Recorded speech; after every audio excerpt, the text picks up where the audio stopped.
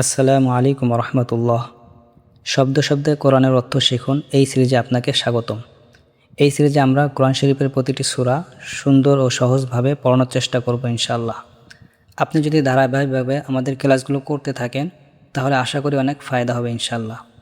আপনি যদি কোরআন শরীফ পড়তে পারেন কিন্তু সহি শুদ্ধ হয় না, অথবা কোরআন শরীফ পড়তে পারেন কিন্তু অর্থ বোঝেন না, তাহলে এই ভিডিওটি আপনার জন্য।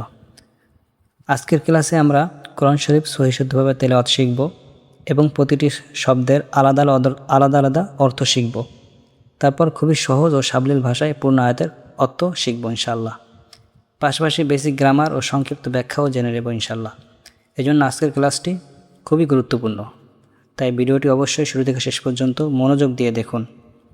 আর ভিডিওটি ভালো লাগলে অবশ্যই একটা লাইক দিয়ে কমেন্টে আপনার মতামত জানাতে ভুলবেন না, এবং দিন প্রচারের স্বার্থে ভিডিওটি আপনার বন্ধু বান্ধবদের কাছে শেয়ার করবেন যাতে তারাও শিখতে পারে। আর নিয়মিত আরবি ক্লাস পেতে চ্যানেলটি অবশ্যই সাবস্ক্রাইব করে পাশে থাকা বেল আইকনটি অন করে রাখুন। আপনার একটি লাইক, কমেন্ট, শেয়ার ও সাবস্ক্রাইব আমাদের জন্য অনেক বড় অনুপ্রেরণা। চলুন আজকের ক্লাসটা শুরু করি। আলহামদুলিল্লাহ, গত ক্লাসে আমরা সূরা ফালাক সম্পর্কে আলোচনা করেছিলাম। তো এই ক্লাসে ইনশাআল্লাহ আমরা সূরা ইখলাস সম্পর্কে আলোচনা করব।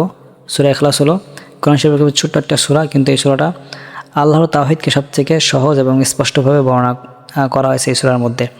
তো আল্লাহ তাআলার সান্নিধ্য বা আল্লাহ তাআলার নিকট লাভের জন্য এই সূরাটা খুবই উপকারী। তো সূরাতুল ইখলাস, এই ইখলাস শব্দ দ্বারা এই সূরার নামকরণ করা হয়েছে।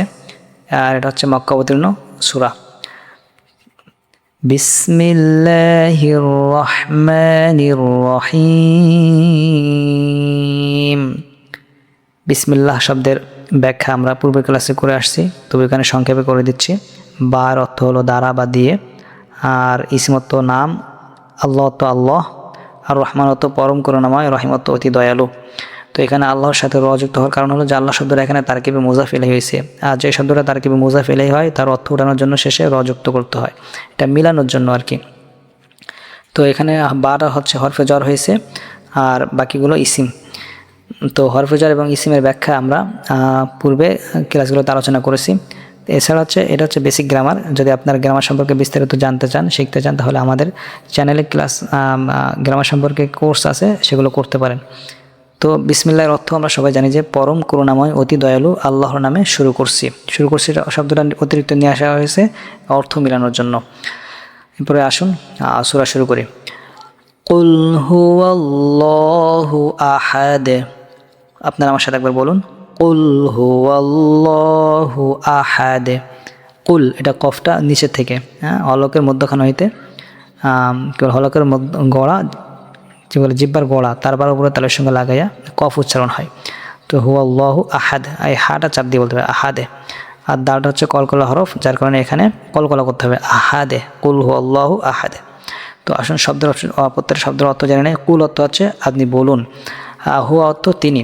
এটা মূলত জমির কোনো ব্যক্তি বা বস্তুকে বোঝানোর জন্য নামের পরিবর্তে জমির ব্যবহার করা হয়, যেমন হুয়া দ্বারা আল্লাহ তাআলাকে বোঝানো হচ্ছে। এরপর আল্লাহ শব্দের ইসিম আল্লাহ শব্দকে সরাসরি নিয়ে আসা হয়েছে এখানে, যে আল্লাহ শব্দের অর্থ আল্লাহ, আহাদ শব্দের অর্থ হচ্ছে এক বা একক। তাহলে কুল, হে নবী আপনি বলুন, হুয়া আল্লাহু আহাদ, যে তিনি আল্লাহ এক ও অদ্বিতীয়। হুয়া তো তিনি, আল্লাহ তাআলা তিনি আল্লাহ যিনি এক ও অদ্বিতীয়। ঠিক আছে, কুল, হে নবী আপনি বলুন, হু আল্লাহু, তিনি হলেন আল্লাহ যিনি এক ও একক বা অদ্বিতীয়, তিনি একক অদ্বিতীয়। কুল হু আল্লাহু আহাদ। ঠিক আছে, তিনি হে নবী আপনি বলুন, তিনি আল্লাহ এক ও অদ্বিতীয়। এরপর আসুন আল্লাহুস সামাদ। আল্লাহুস সামাদ, আল্লাহ তাআলা সমাদত্ব অমুখাপেক্ষী বা বেনিয়াজ, সকলের মুখাপেক্ষী তার কেন্দ্র আর কি। আল্লাহ তাআলা অমুখাপেক্ষী, এক কথা আল্লাহ তাআলা কি অমুখাপেক্ষী, আল্লাহ তাআলা অমুখাপেক্ষী, সকলেই তার মুখাপেক্ষী, সকলেই তার মুখাপেক্ষী।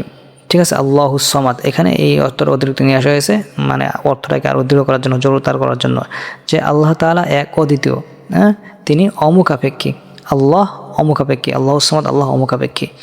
এরপর আয়াত হচ্ছে লাম ইয়ালিদ ওয়া লাম ইউলাদ। লাম ইয়ালিদ ওয়া লাম ইউলাদ, আপনি আমার সাথে বলবেন। ইউলাদ, এখানে পেশের বাম পাশে জজম আলা ওয়াও মদের হরফ হইলে এক আলিফ টান দিতে হয়, এই জন্য ইউলাদ এক আলিফ টান হবে, ঠিক আছে। তো লাম অর্থ না, এখানে হচ্ছে হরফে জজম বলে, অর্থাৎ এই যে ফেলে মুজারের শুরুতে লাম এসে ফেলে মুজারাকে পেশ থাকে, এখানে একটা পেশ ছিল, পেশটাকে ফেলে দিয়ে জজম করে দেয়, এই জন্য এটাকে হরফে জজম বলে বা লামে জজম বলে। এর অর্থ হচ্ছে না।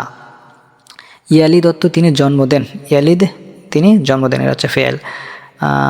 আর হচ্ছে ওয়াত এবং লাম অর্থ না, ইউলাদ মূলত ইউলাদও ছিল, তিনি জন্মগ্রহণ করেছেন, ঠিক আছে।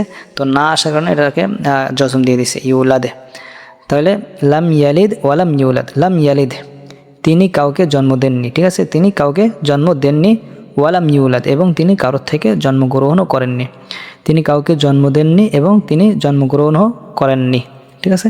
আল্লাহ তাআলা এক, তিনি অমুখাপেক্ষী এবং তিনি কাউকে জন্ম দেননি এবং কারোর থেকে জন্মগ্রহণও করেননি।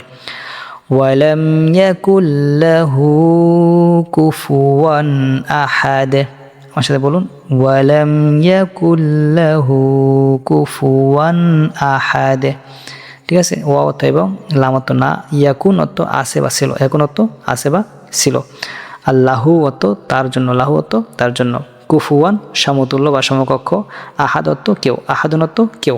এখানে আহাদ শব্দ অর্থ হচ্ছে মূলত এক বা একক, কিন্তু এখানে অর্থ হবে হচ্ছে কেউ। তাহলে ওয়ালাম ইয়াকুন লাহু এবং তার সমতুল্য কেউ নাই, ওয়ালাম ইয়াকুল লাহু কুফুয়ান আহাদ, ওয়ালাম ইয়াকুল লাহু মানে ছিল না, ঠিক আছে, ওয়ালাম এবং ছিল না, লাহু তার জন্য, কেউ সমকক্ষ, অর্থাৎ তার সমকক্ষ কেউ ছিল না বা আছে। এক কথা হলো যে তার সমতুল্য কেউ নাই বা তার সমকক্ষ কেউ নাই। তো খুবই সহজ এবং ছোট্ট একটা সূরা, এটার তেলাওয়াত খুব সুন্দর, মজা এবং অর্থগুলোও খুব সহজ বা সুন্দর। আল্লাহ তাআলার একত্ববাদকে, তাওহীদকে মানে সবথেকে সহজভাবে বা দৃঢ়ভাবে অর্থপূর্ণভাবে প্রকাশ করা হয়েছে এই সূরাতে। তো আলহামদুলিল্লাহ আমরা সূরা ইখলাসটা এখানে শেষ করে ফেললাম, যে সহি শুদ্ধভাবে তেলাওয়াত করে ফেলছি, শব্দ শব্দ আলাদা অর্থ জানছি এবং পূর্ণ অর্থ আমরা এখানে জেনে ফেললাম সহজ সাবলীল ভাষায়। তো ভিডিওটা যদি ভালো লাগে অবশ্যই একটা লাইক করে আপনার মূল্যবান মতামত কমেন্টে জানাবেন, আর শেয়ার করে আপনার বন্ধুদের কাছে পৌঁছে দিবেন যাতে তারাও শিখতে পারে। আর যদি চ্যানেলে নতুন হয়ে থাকেন তাহলে অবশ্যই চ্যানেলটা সাবস্ক্রাইব করে পাশে থাকা বেল আইকনটি অন করে রাখবেন। তো আজকের ক্লাসটা এ পর্যন্তই, ধন্যবাদ এতক্ষণ আমাদের সাথে থাকার জন্য। আসসালামু আলাইকুম রহমতুল্লাহ।